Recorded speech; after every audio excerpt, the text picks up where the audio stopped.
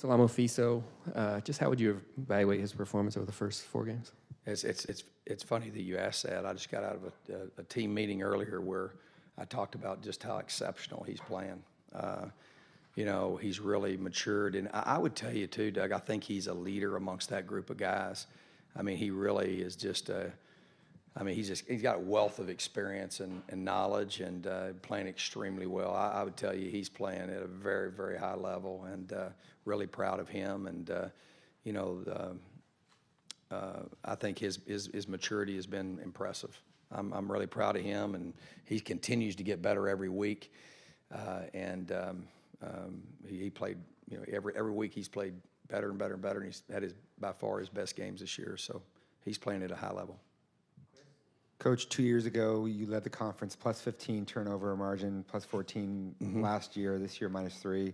You touched on it after the game. Is there something that you can put your finger on there? Yeah, from getting turnovers, it's obviously difficult. Some of the teams we played, the triple option teams it tends to be a little bit more difficult because they don't throw the ball. So the teams that don't throw the ball, makes it a little more difficult. But I feel good about how we've gotten takeaways defensively. I don't think we've, fallen off any there. I think it more due to the opponent. And that's the biggest thing. There's not much to talk about. I mean, I went and looked at the film, and, we are self-destructing turning the football over. You can go down all the stats and look at all the stats. I mean, they're going to have, we had a critical error on defense that we left the tailback uncovered. Jordan, we got ran by the first play. But, we got him down and we got an interception and they got no points. So, obviously, lots of positive things. But the biggest thing that is happening, a matter of fact, I thought we did a lot of really good things. But just turning the football over was the one that just sticks out to you. I mean, they had a punt return where we should have got him down, but they get out on that and they get no points. We get a takeaway on that one. Kareem Orr, we got 2 true freshmen starting on defense, and those guys are playing at an extremely high level. Our guys, the character that our guys have, obviously, we're disappointed. It reminded me of last year's UCLA game right before the half. I mean, we self-destructed with takeaways and making poor decisions, and but at the end of the day, we can get those things corrected. But there's not much to say other than we need to go get it done. We've got to get it done. We got to play disciplined football, take care of the football. Obviously, not have critical errors, and everybody do their job. And over the last several years, we've had those situations. I remember the Oregon game, our first year. We were 5-1 and just self-destructed, turned the football over, and took us 4 weeks to come out of that, and wound up winning the last 3 games of the year, and everybody's excited. And then I remember the Stanford game. Great illustration. This is what a kind of a talking point I had with our team today, because really, I want to come in here and just say, you know what, we're disappointed. No, our fans are disappointed. That's not, we can't beat ourselves like that by turning the football over and making bad decisions to do it, especially in special teams. But simply put, we just need to get it done, and we take care of the football, and that's a different football game. And but you don't get to do that; it doesn't matter. So I remember going to Stanford, getting blown out. I mean, blown out. I remember our quarterback being sacked probably a record pace, and we came back the very next week and put 62 on USC. So the biggest thing is no questioning, no doubt in what we're doing. We don't doubt each other. These kids believe in each other and respond like the teams before you have. The first year it took us 4 games to respond, and the last 2 years we responded the next week. Obviously, the week after last year, having a very, very disappointing game to me and to our fans and everybody was UCLA. Come back the next week and had the Joe Mary game. And guess what? That wasn't easy. That was extremely hard. That was an extremely difficult game. And so we need to have a similar response. We've got a similar challenge. This is a very, very well-coached football team, a veteran football team, and very explosive at wide receiver, very similar in regards. The difference is offensively, these guys can run the ball. Perkins is nothing but great things to say about that young man. I mean, he is, you can tell, high character guy, physically tough, going to make you tackle him. So their running backs are really solid core, and their receiving core is extremely fast and dangerous. So very similar plan. We got to keep it in front of us and those type things, and then we got to stop the run. So the key for us is just we got to take care of the ball, 100% ball security, and then we got to do our job, and we got to get we got to respond the way that we know our guys can. I believe in our guys. I believe in what we're doing. Like I said, I know it's disappointing. I was very disappointed that we self-destructed that way, and we're going to work, and we've had positive meetings, and we need to go respond. Coach, is it a good thing that maybe Saturday you're going on the road with a chance for the team to galvanize itself and go out on the national stage and prove and to show what team it is? That's the Pac-12 conference. Every week you get to do that. I mean, I'm not going to tell you that I wouldn't rather play at home. I mean, obviously our guys know that our backs are against the wall, and every issue we have is self-inflicted, and we just got to get those things corrected and take it upon ourselves to go to work and get it done. And it's great. The Pac-12 conference, you're gonna have an opportunity every week because you're gonna play. You look around the conference. I mean,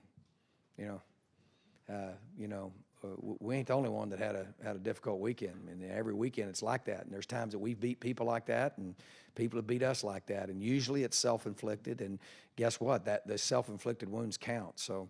But I'll tell you this, our guys, the character of our guys, the belief that our guys have in each other and what we're doing, we know we've got to go on the road. We've got to get it done.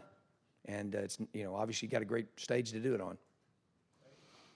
Todd, you mentioned Perkins earlier. David Shaw said a couple weeks ago that he's one of those guys that seems to fly under the radar. Yeah, I don't know why either, because he's really, really good. I mean, there's not anybody that I would rank in front of him. I mean, I think the USC's running back core, top to bottom, is probably, it's hard to say anybody's better than that whole group, but I can tell you that UCLA's is right up there with them, and I think Perkins, just to this point, has been playing at an MVP caliber, in the league. And this is just as from, as far as this football team, they're playing extremely well. They're undefeated, obviously, at the top of our conference, and we got to go on the road, play our best game to get it done. But he's the real deal. What makes him effective? Obviously you can't be as strong as he is without he's a guy that probably has impeccable training habits. I mean, he is just physically strong, great balance, keeps his pads down, doesn't put the ball in jeopardy. He is just as solid as they get. And so what makes him, I think, is his balance, his vision, and his strength. He's just a guy that is really strong. He breaks a lot of first tackles.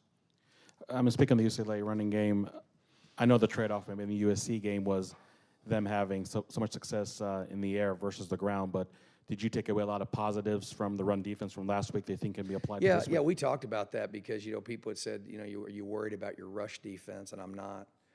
I think that's a strong point for us. I think that we did a pretty solid job, stopping the run. The problem is giving up, we gave up an 80-yard cheap touchdown, play, and then we gave up 14 points in kicking game and turnovers on offense. So, I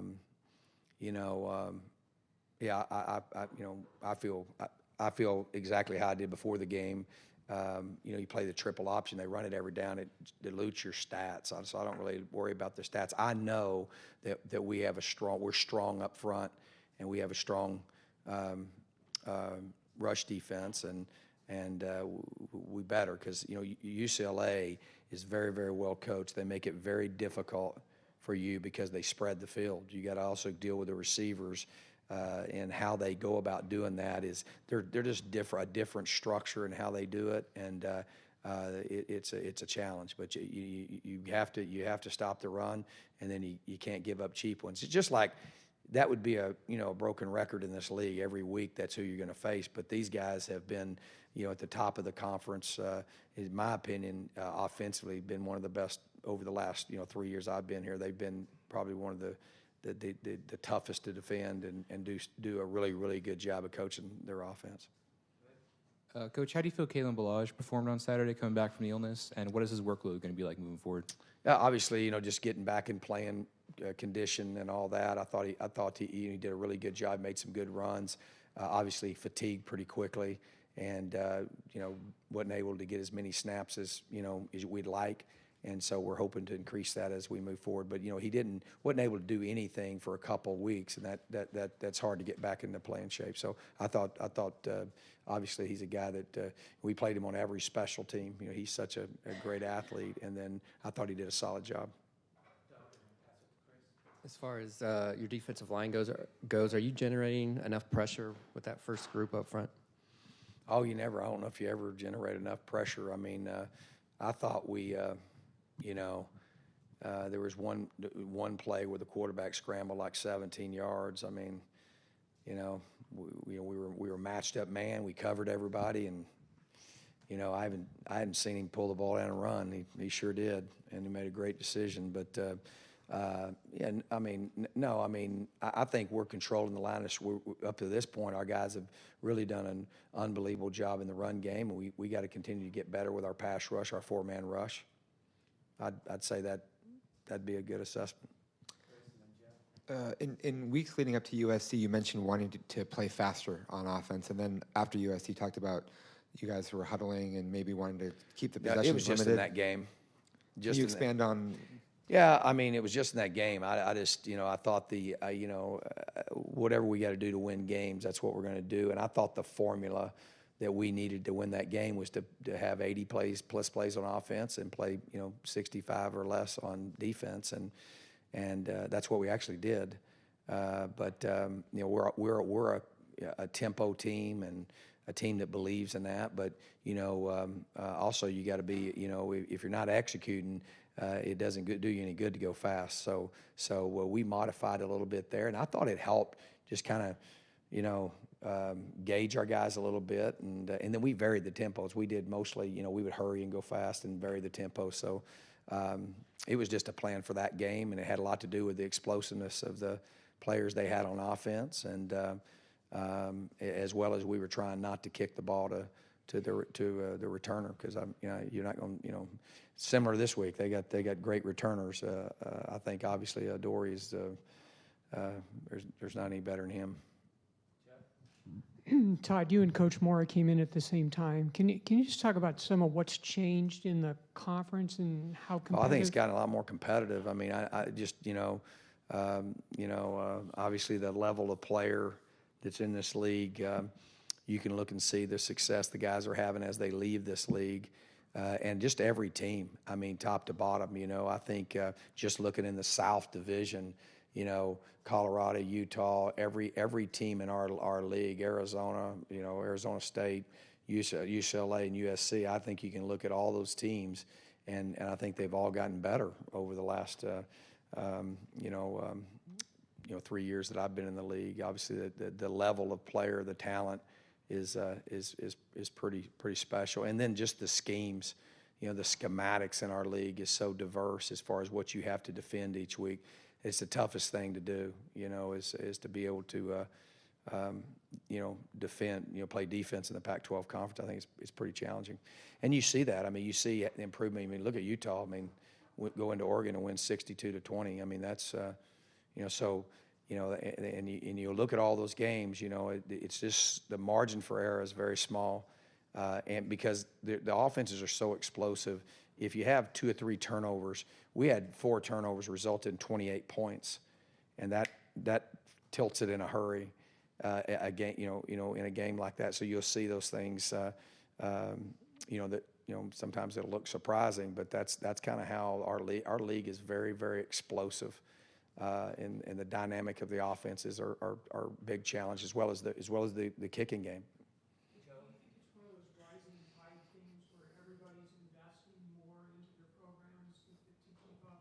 Yeah, I think you have to. I think, I've seen, obviously, in the last 3 years, you see all programs are investing in their program. I think you have to do that.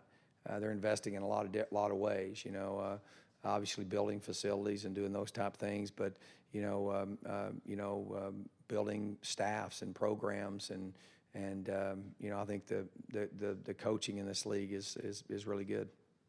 I think that's improved. Coach, I want to get your thoughts on the new uniforms being unveiled, and is the timing good with the team kind of playing maybe not up to expectations?